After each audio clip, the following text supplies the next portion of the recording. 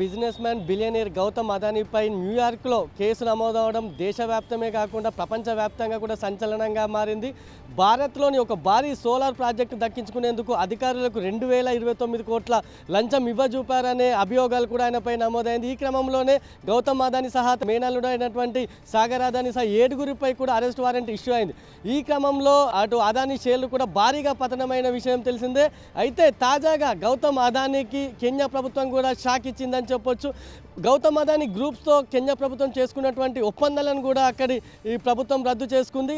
Gautam Adani గ్రూప్స్తో Kenya ప్రభుత్వం airport సహా విద్యుత్ సరఫరా లైన్ల ఒప్పందాలను కుదుర్చుకుంది. అయితే ఈ ఒప్పందాలను రద్దు చేస్తున్నట్లు కూడా అక్కడి అధ్యక్షుడు విలియం రూటో ప్రకటించారు. విద్యుత్ సరఫరా లైన్లకు సంబంధించి 30 ఏళ్లకు గాను $736 మిలియన్ గౌతమ్ అదానీ గ్రూప్తో కెన్యా ప్రభుత్వం ఒప్పందం కుదుర్చుకుంది. అయితే దీన్ని ఇప్పుడు రద్దు చేస్తున్నట్లు కూడా అధ్యక్షుడు విలియం రూటో ప్రకటించారు. ఇక మరోవైపు కెన్యాలోనే ప్రధాన విమానాశ్రయమైనటువంటి జోమో కెన్యట్ అంతర్జాతీయ విమానాశ్రయ అభివృద్ధికి కూడా గౌతమ్ అదానీ గ్రూప్కు అప్పగించేందుకు అక్కడి ఈ ప్రభుత్వము సుముఖత వ్యక్తం చేసింది. అయితే అక్కడ స్థానికుల నుంచి దీనిపై తీవ్ర నిరసనలు వ్యక్తమైనాయి. అయితే తాత్కాలికంగా ఆ నిర్ణయానికి బ్రేక్ పడినప్పటికీ అది అలాగే కొనసాగింది. అయితే తాజాగా అమెరికాలో కేసు నమోదవడంతో ప్రస్తుతం ఆ ఒప్పందాలను కూడా దానిని కూడా కెన్యా ప్రభుత్వం రద్దు చేసింది. ఇక దీంతో అటు అదానీ గ్రూప్కు ఇది ఒక పెద్ద షాక్ అని చెప్పొచ్చు. ఇక మరోవైపు చూసుకుంటే అమెరికాలో కేసు ఎప్పుడైతే నమోదైందో కేసు నమోదైన నేపథ్యంలో నిన్న అదానీ గ్రూప్స్కు కంపెనీలకు చెందిన స్టాక్స్ మొత్తం భారీగా పతనమయ్యాయి.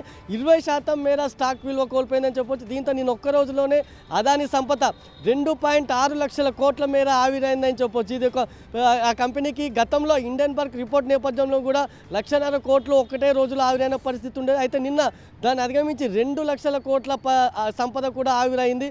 ఇక ఈ క్రమంలో తాజాగా అటు ప్రపంచవ్యాప్తంగానే కాకుండా తెలుగు రాష్ట్రాల్లో కూడా అదానీ అంశం కాకరేపుతుందని చెప్పొచ్చు. ఇప్పటికే అటు జగన్తో ఏపీ ప్రభుత్వం గతంలో జగన్ సీఎంగా ఉన్నప్పుడు చేసుకున్నటువంటి ఒప్పందాలను రద్దు చేయాలని కూడా ఏపీలో భారీగా డిమాండ్లు వినిపిస్తున్నాయి.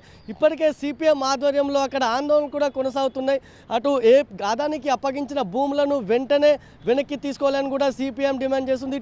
ఇటు తెలంగాణలో సైతం అదానీ ఇష్యూ ఇప్పుడు కాకరేపుతుందని చెప్పొచ్చు. రేవంత్ ప్రభుత్వం నిర్మిస్తున్నటువంటి స్కిల్ యూనివర్సిటీకి అదానీ మొత్తం 100 కోట్ల విరాళం ప్రకటించారు. దీనికి సంబంధించిన చెక్కును ఇటీవల సీఎం రేవంత్ రెడ్డిని కలిసి కూడా అందించారు. అయితే ఇది విరాళమా లంచమా అంటూ కూడా అటు కేటీఆర్ కూడా ప్రశ్నించిన పరిస్థితి నెలకొంది. ఇక మరోవైపు చూసుకుంటే మొత్తం తెలంగాణలో అటు దావోస్లో వరల్డ్ ఎకనామిక్ ఫోరం సదస్సు సందర్భంగా 12,004 కోట్ల పెట్టుబడులు కూడా పెడతామంటూ అదానీ గ్రూప్ ప్రకటించింది.